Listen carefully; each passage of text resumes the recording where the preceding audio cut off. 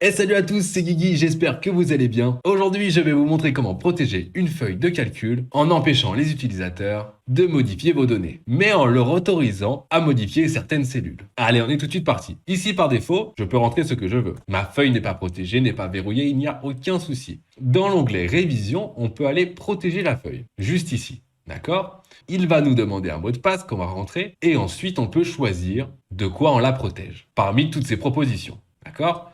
Par défaut, ce sera protégé de tout. Ok, donc je fais un test, d'accord? Ensuite, je veux cliquer sur n'importe quoi, je ne peux pas. D'accord? Puisque je viens de protéger ma feuille. Soit je peux ôter la protection ici, soit ici, sur ma feuille, tout simplement, je peux faire un clic droit, ôter la protection de la feuille. Il me demande le mot de passe, je le rentre, c'est tout bon, et donc je peux remettre les données à l'intérieur. J'aurais pu faire la même chose depuis ici d'ailleurs, j'aurais pu faire un clic droit et protéger la feuille. Mais moi, ce qui va m'intéresser maintenant, ça va être que ces cas-ci, je puisse les remplir, puisque c'est ce qui m'est demandé. Mais que celles-ci, par contre, je ne puisse pas les modifier. Allez, on va faire un petit test, je vais juste enlever ça, voilà. On va sélectionner toutes ces cellules-ci, plus celle-ci, d'accord, avec un contrôle, et on va faire un clic droit, format de cellule. Par défaut, vous devez arriver sur nombre et tout à droite, on a protection. D'accord? Dans protection, si vous n'avez rien changé, le verrouillé sera actif. C'est-à-dire que ces cellules sont verrouillées si la feuille est protégée.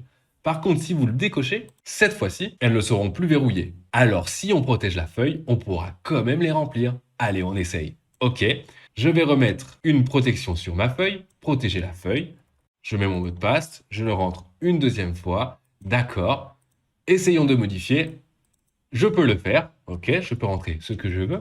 Par contre, à côté, je ne peux pas y avoir accès. C'est parfait. Peut-être que vous avez fait attention, on peut également masquer la formule de la cellule quand la feuille est protégée. Alors, qu'est-ce que ça veut dire? Regardez, juste ici, on voit le contenu de la cellule, on voit comment j'ai obtenu ce résultat, on voit la formule, tout simplement. Alors, comment faire pour ne plus la voir? Si je protège juste ma feuille, comme depuis tout à l'heure, regardez, je ne peux plus modifier les choses, mais par contre, je vois encore le contenu. Ok? Donc ça, c'est pas forcément bien. On peut vouloir faire, par exemple, un exercice à quelqu'un, lui montrer le résultat, mais en lui cachant la formule. Donc ce qu'on va devoir faire, c'est ça. On va prendre tout ça, on va faire un format de cellule, et cette fois-ci, on va mettre masqué. Ok. Pareil, on met la protection.